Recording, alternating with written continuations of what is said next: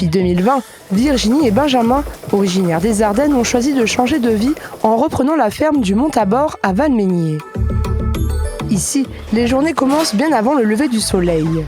À la tête d'un troupeau de 70 chèvres, le couple entame chaque matin par la traite. Première étape d'une journée bien remplie. La première chose à faire, c'est de nettoyer quand même les trayons pour qu'il n'y ait pas de petites impuretés qui partent dans le lait. Donc là, on voit le lait et qui part directement en laiterie et qui arrive même directement dans notre chaudron pour aller être transformé en bleu de chèvre. Voilà. N'aie pas peur, ma nénette.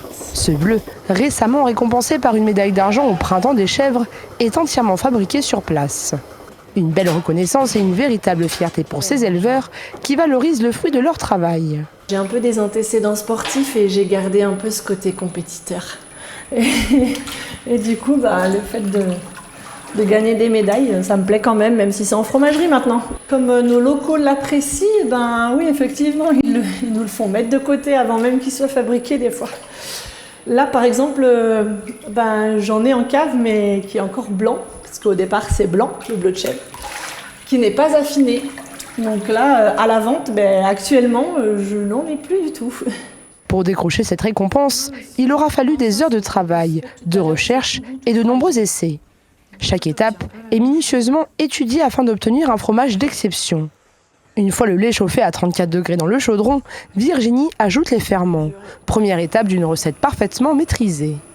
Alors on a eu une base de recettes, on va dire, et après, au fil des années, parce que ça se travaille sur plusieurs lactations, les fromages, on améliore, on recherche et on arrive à un produit final qui nous plaît. Voilà.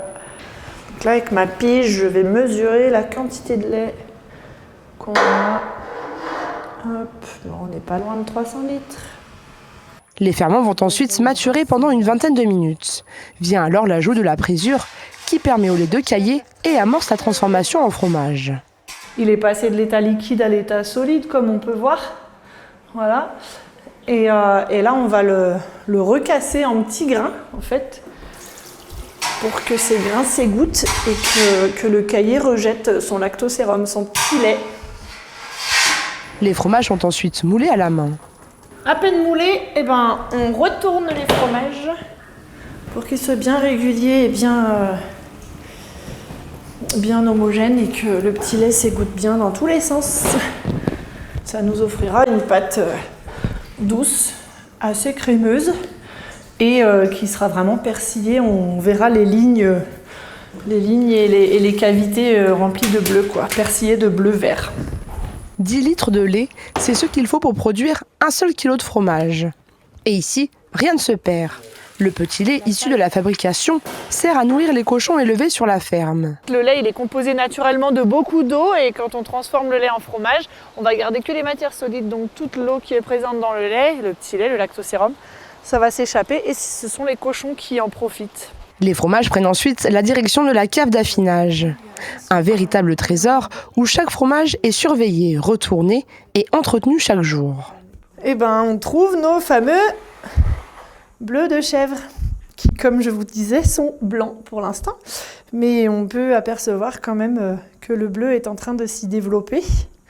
À l'intérieur du bleu, on a des petites cavités vides dans lesquelles on va apporter de l'oxygène et qui va permettre au bleu de se développer en fait. Voilà. On voit vraiment sur le fond, au bord là, il commence à s'y développer, mais au cœur, on voit que la pâte est encore bien blanche. Par contre, on aperçoit les cavités. Une fois la traite terminée, direction les alpages. Les chèvres gagnent leur pâture d'altitude entre 1006 et 2000 mètres d'altitude. Elles sont rentrées tous les soirs et surveillées en permanence par 2 chiens de troupeau. Ils vont nous remplacer presque auprès du troupeau la journée pour aller protéger nos biquettes. Après, le chien, il va pas éviter l'attaque de loups, mais il va minimiser le nombre de victimes. Des loups, on en a toujours et ils attaquent toujours les troupeaux, mais le fait d'avoir les chiens, ça va éviter les gros carnages dans les troupeaux. Présents dans les prairies durant l'été, ces chiens de troupeau peuvent impressionner. Quelques bons réflexes suffisent pour randonner en toute sécurité à leur côté. Le patou arrive vers nous en courant parce qu'il va vouloir venir vous sentir, venir vous identifier. Et surtout, on ne se sauve pas en courant, sinon ça va faire monter la pression entre nous et le chien. Vous allez devenir un prédateur pour lui, donc ne pas courir. Je me stoppe, je ne le fixe pas dans les yeux. Je me mets un peu de profil, je chantonne, je sifflote, voire même je bâille. Ça va faire descendre la pression. Et ne pas se mettre accroupi, on ne se met pas à la hauteur du chien, parce qu'il faut toujours garder un effet de supériorité par rapport à lui. Un pâturage essentiel pour leur bien-être et la qualité du fromage. On les emmène profiter de la belle herbe, des jolies fleurs de la montagne, pour nous faire du meilleur lait et donc du meilleur fromage. Ça joue, ça mange, ça profite.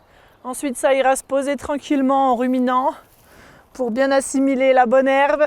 Et puis le soir, on les rentre vers 18h pour la traite.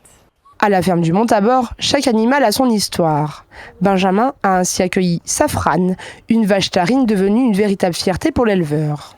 On l'avait achetée, elle avait 8 jours. On l'a élevée au biberon.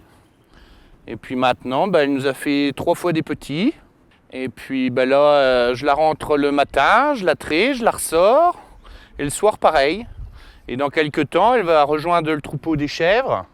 J'ai toujours rêvé d'élever des tarines à la montagne, donc c'est ma première tarine. C'était mon cadeau de mes 40 ans.